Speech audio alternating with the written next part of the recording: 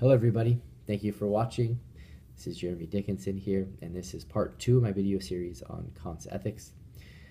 Now, this is a video series talking about a couple of the key ideas from Kant's groundwork for the metaphysics of morals, hereafter groundwork.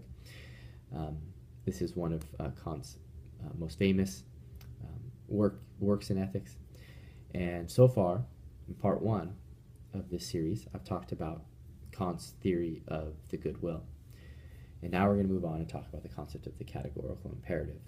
And by the time we get to the end of the video, I want to be able to have shown you, explained to you how the categorical imperative is supposed to work, but also how the categorical imperative seems to connect back to the idea, the concept of the good will. All right, so we saw the idea of the good will. It's the idea of a will, okay, of a person's will that's disposed to do the morally right thing. That is, say, to do the right thing, but do it for a moral reason. Now, the concept of the categorical imperative involves Kant thinking about how it is to develop a very general principle that can guide us in our actions. Now, more particularly, we recall that Kant's view of ethics isn't consequentialist. That is to say that when we think about how we should behave, we're not thinking about the outcomes that are associated with our actions. Instead, we're thinking about the reason we have for acting. That's going to be the thing that makes an action moral or not. Now, Kant can be concerned with consequences, but only in a non-moral sense, only in an amoral sense, but not in a moral sense.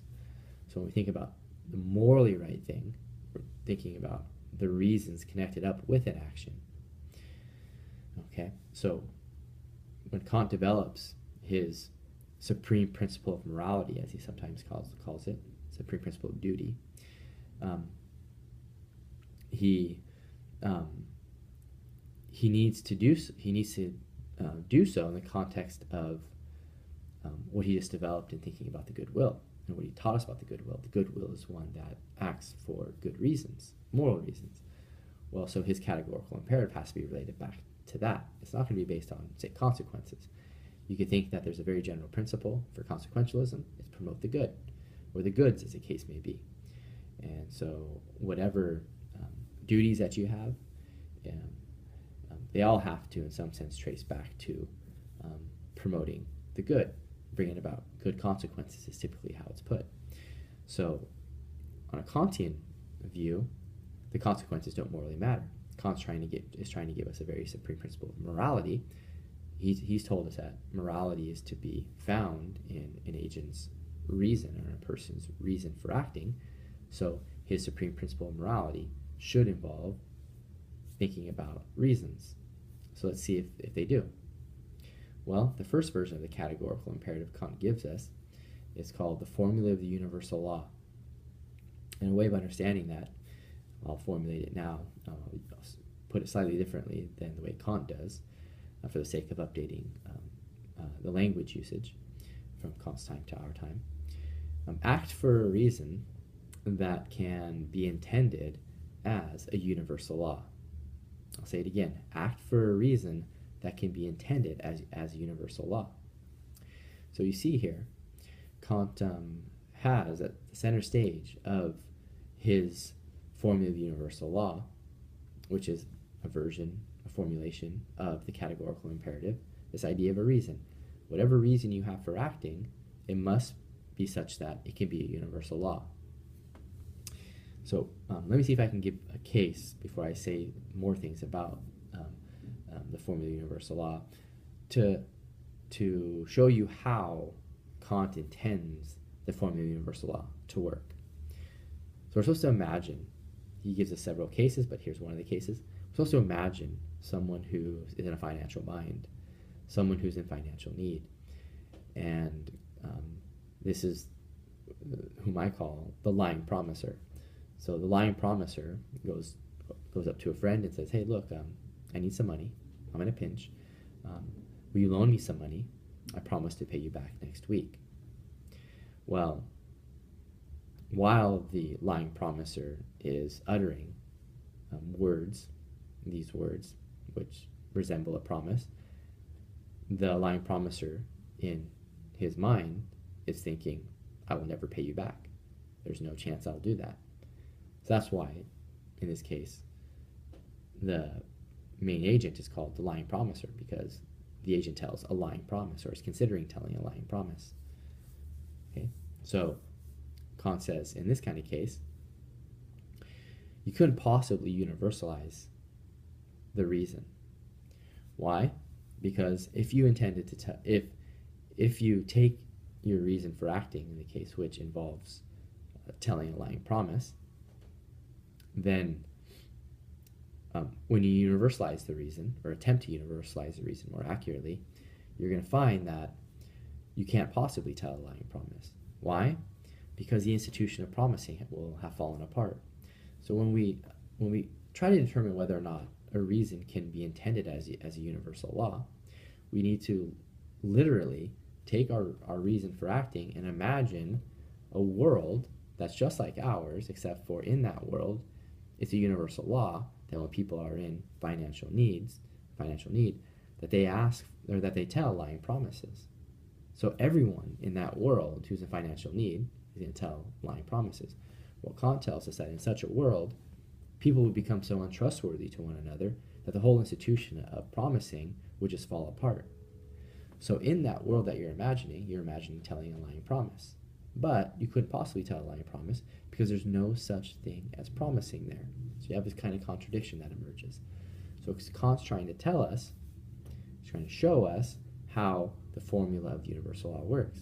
Whatever your reason for acting is, it has to be the kind of thing that can be universalized. That is, it has to be the kind of thing that everyone can do. Maybe put in other terms, it has to be a reason that universalized without any contradiction emerging. So a reason can't properly be universalized, okay, if a contradiction emerges when you attempt to universalize it. So here what I like to say in describing what's going on is Kant is basically helping us see that we can have whatever reason we want for acting and thus act morally permissibly, but that reason must satisfy a formal constraint on our acting. So the reason for acting has to be such that it's universalizable, and if it's not, then you can't act for it. So hopefully that last point made sense. Kant gives us, with the formula of universal law, a formal constraint for thinking about what reasons are permissible to act for. Okay? Have whatever reason you want for acting, it's got to have the form of a universal law. That's the way of thinking about that. Now here Kant is trying to capture the fact that morality seems to have a kind of universal quality to it. And maybe to capture the point is by thinking about this. It seems that morality doesn't get off the ground unless the following is true. If I'm in a particular circumstance, right, and it's true that I ought to do something in that circumstance, that I ought to perform some action in that circumstance, well then anyone, you included, if you were in those circumstances, would have to perform the very same thing, would have to do the very same thing.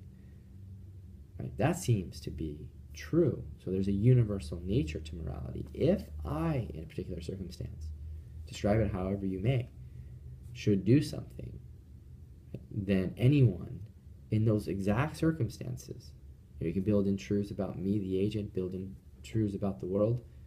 Okay, if they're exactly the same, then anyone or everyone ought to perform that action, should do the thing that I should do when I'm in that case. So that's kind of trying to capture the exceptionless or the universal nature of morality in that way. Okay, so that's the formula of the universal law.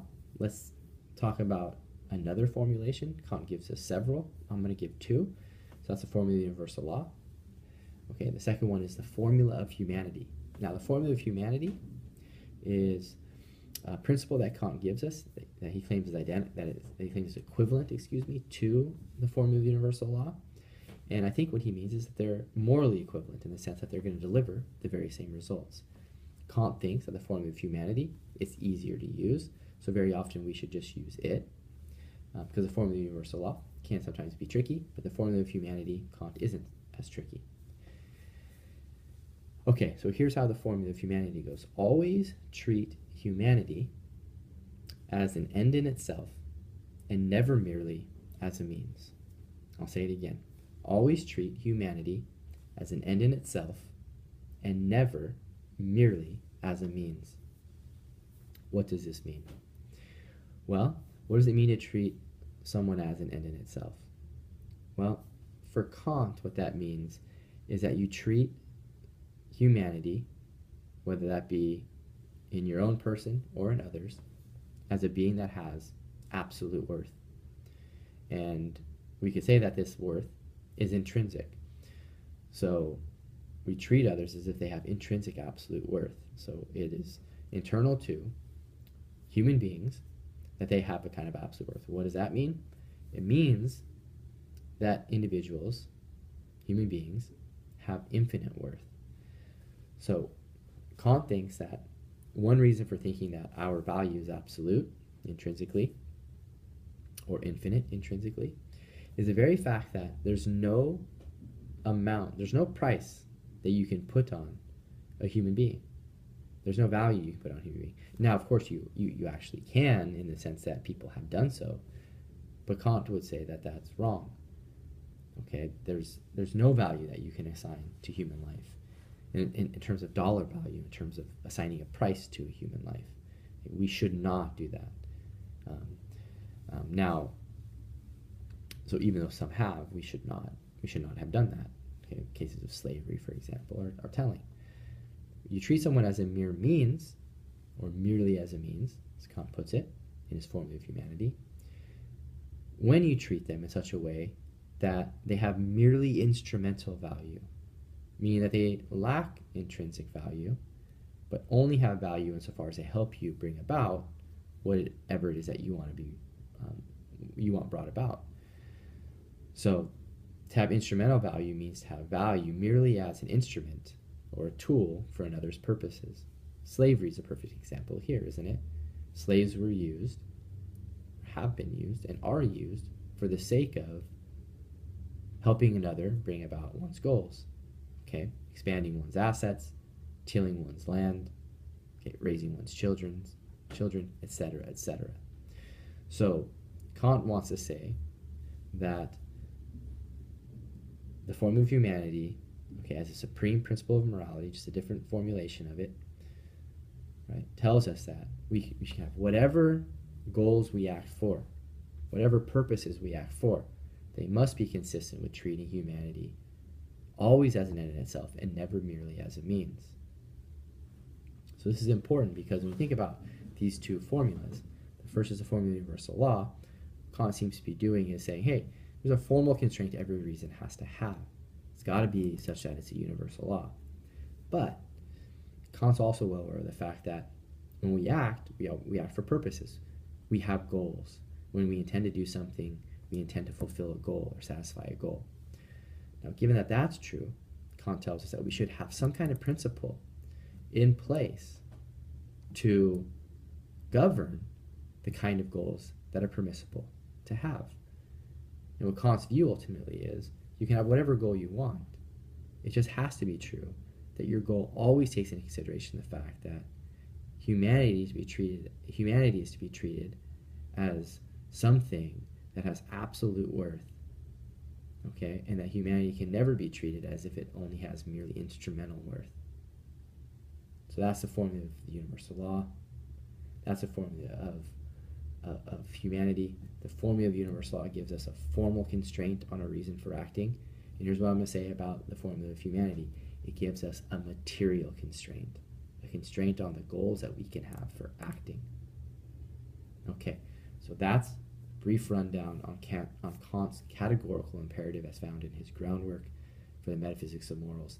Thank you for watching, everybody. If you have any questions, please ask below. Thank you very much. Bye bye.